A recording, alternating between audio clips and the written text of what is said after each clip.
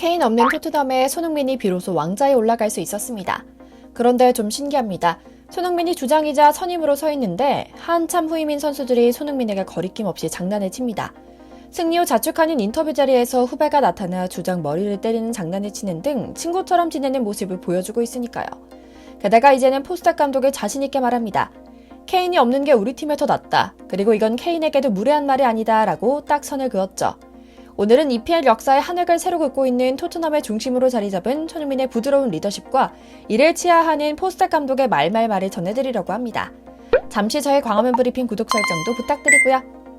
손흥민 선수가 경기 후 인터뷰를 진행하는 중에 주장단 동료 크리스티안 로메로가 난입해 손흥민의 머리를 때리고 달아나는 촌극이 벌어졌습니다.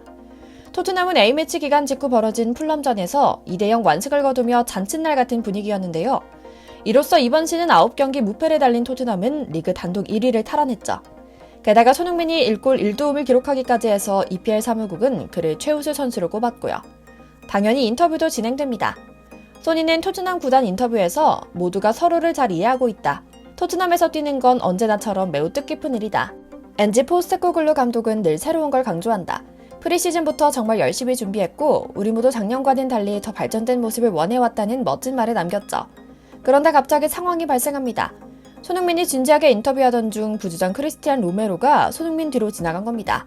그리고 우리 한국 팬들 문화로는 이해하기 힘든 광경이 펼쳐집니다. 로메로가 손흥민의 머리를 한 대 치고 떠난 겁니다. 그러자 손흥민은 오히려 잘 걸렸다는 듯 진행자들에게 말합니다. 방금 봤죠? 토트넘은 주장이 괴롭힘을 당한다. 주장 머리를 때리는 팀이 어디 있는가? 정말 불공평한 일이다 라고요. 진행자 3명 모두 복수했고요. 손흥민은 진행자들이 자신이 이런 말을 하는 진짜 의도를 캐치했다고 생각했는지 이어 말합니다. 로메로는 정말 특별한 선수다. 하루 종일 가만히 앉아서 나는 로메로의 플레이를 지켜볼 수 있을 정도로 환상적이다. 그만큼 로메로의 수비 플레이가 뛰어나다. 한 번씩 실수하더라도 우리는 서로를 체근하지 않는다. 서로 응원하고 아끼는 가족이다. 우리 동료고 우리 팀이다 라고요. 여기서 진행자들은 또다시 감동합니다. 우리라는 단어가 익숙지 않았던 서양인들의 시각에서 아직은 우리라는 단어가 낯간지러운 말일 것 같은데요. 손흥민은 살짝 당황한 이들에게 말합니다.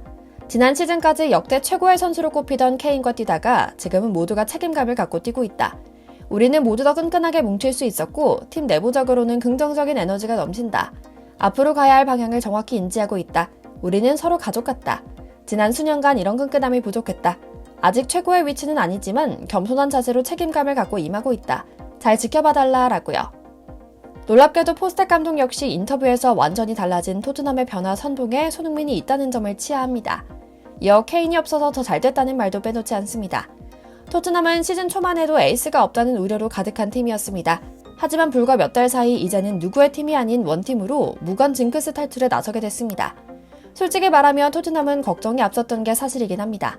지난 시즌만 봐도 우승 청부사인 안토니오 콘테 감독과 클럽 최다골 주인공인 해리 케인, 직전 득점왕 손흥민을 보유하고도 챔피언스리그 진출권조차 확보하지 못했거든요.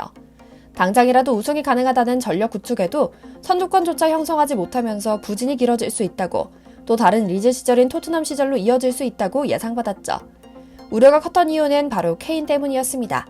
케인은 명실상부 토트넘이 발굴한 최고의 프랜차이즈 선수입니다. 토트넘 유니폼을 입고 430경기를 뛰는 동안 278골을 뽑아냈으니 당연한 겁니다.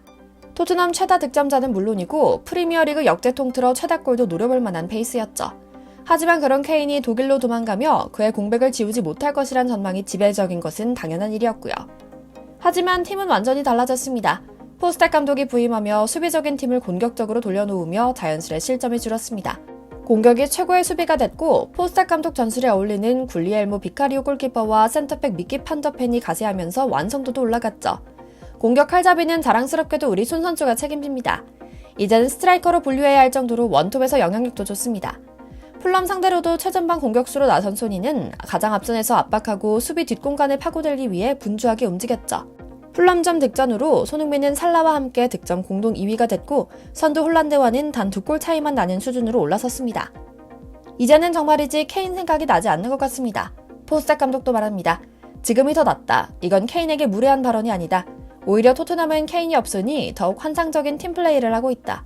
지금까지 무패를 기록한 것은 인상적이다. 우리 팀의 개막전까지의 문제는 케인이 없다는 것이었다. 전설이 없을 때 어떻게 대처할지 의문이었다는 말이다. 하지만 때로는 클럽 상황이 좋지 않을 때 케인처럼 큰 선수가 떠나면 새로운 도전을 하기 좋은 환경이 만들어지기 쉽다. 클럽을 이끄는 강력한 인물이 있을 때는 의사를 제대로 표현하기 쉽지 않기 때문이다 라고요. 애둘러 케인이 팀을 장악하는데 골칫거리였다는 점을 짚어내는 건데요. 실제로 포스텔 감독은 파격적인 선택을 해왔습니다. 요리스, 다이어 등 기존 토트넘의 상징적인 선수들을 단칼에 잘라버리고 손흥민에게 주장 완장을 수여했습니다. 그리고 팀이 바뀌는 데는 단 일주일이 걸리지 않았습니다. 각자 놀던 팀이 똘똘 뭉치기 시작했고 솔선수범 손흥민의 리더십이 팀을 원팀으로 이끌었습니다. 경기력적인 측면에서도 손흥민의 역할은 컸습니다. 캡틴의 역할과 함께 에이스의 역할도 완벽히 해냈거든요. 포스텔 감독은 히샬리송 원톱 전술이 실패하자 두어 번 더 기회를 준 뒤 바로 차장시킵니다. 바로 손흥민에게 최전방 공격수 자리를 맡는 기회가 왔고 그는 이에 골로 보답했습니다. 손톱 전술은 곧바로 EPL을 뒤흔들었죠. 축구 전문가들도 난립니다. 왜 그동안 몰라봤는가 하며 말입니다. 현지 언론과 전문가들의 찬사도 이어집니다. 케인이 누구인가요? 라는 표현부터 시작해 케인이 떠나자 손흥민을 중심으로 팀이 뭉쳤고 토트넘은 더욱 강해졌다. 이제 누가 문제인지 무엇이 문제인지 정확하게 알고 있다. 잉글랜드 카르텔이라는 게 정말 존재하는 것 같다라며 자조적인 말을 내뱉고 있죠. 케인이 없는 자리에 손흥민이 왕위에 올랐다는 우스갯소리가 이제 팩트가 됐습니다. 케인 의존종을 벌이니 토트넘은 더욱 강한 팀이 됐고 군림하는 왕이 아닌 선수들과 함께 호흡하는 새로운 왕이 토트넘의 상승세를 이끌고 있는 겁니다. 모두가 인정하고 있는 부분임은 당연하고요. 반면 케인은 미넨에서 완전히 적응에 실패했습니다. 제가 그냥 드리는 말씀이 아니라 보도를 통해 나온 전문가들의 공식 발언입니다. 당장 포브스는 바이에른 미넨의 올 시즌 스쿼드는 굉장히 얇다. 지난 여름 이적 시장에서 데려온 케인은 일을 제대로 하지 못하고 있다. 당장 아내와 아이들도 잉글랜드에 그냥 남겨두고 왔다.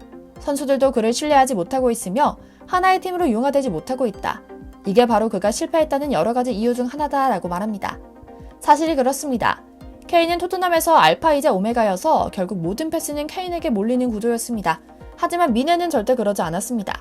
선수들 모두 각자의 기량에 뛰어난 것은 당연하고 스스로에 대한 자부심과 개인주의도 끝판왕에 가까운 데다 또 독일에선 잉글랜드 선골이라는 점이 전혀 먹히지 않기 때문입니다. 물론 어떻게 꾸역꾸역 골을 넣고 있긴 합니다. 당연한 일입니다. 골대 앞에 서서 오는 공을 받아먹는 일 하나만큼은 세계 최고거든요. 그걸 우리는 골 결정력이라는 이름으로 포장하고 있는 것도 사실이고요. 하지만 여전히 다소 무거운 움직임으로 잉글랜드에서만큼의 폭발적인 퍼포먼스는 보여주지 못하고 있는 것도 사실입니다. 물론 그럼에도 우리 착한 소니는 케인에 대한 무한한 애정과 신뢰를 보여주며 멋진 품격을 드러내고 있습니다. 케인이 독일에서 적응하는 일은 시간 문제라는 응원과 함께 그가 없는 자리에서 주장 역할을 하고 있는 책임감과 그동안의 노력에 대해 이해한다는 말을 남겼죠. 케인은 독일에 가자마자 토트넘 선수들은 이기려는 정신이 아예 없다. 기강이 해이하고 망가진 팀이라는 취지의 발언을 했던 것과는 180도 다른 발언이어서 더욱 깊은 품위가 느껴졌는데요.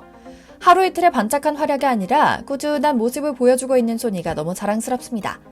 감독도 나서서 케인의 부재는 전혀 문제가 되지 않으며 소니 덕분에 팀이 잘 되고 있다고 말할 정도니 참 대단하고 믿기지 않는 일입니다. 이제 앞으로 남은 몇 달간 절대 부상당하지 않기만을 바랄 뿐이고요. 다가올 아시안컵에서도 몸과 마음 다치지 않길 기원하며 오늘 영상 마치겠습니다. 저희 광화문 브리핑 구독, 좋아요도 부탁드리고요. 시청해주셔서 감사합니다.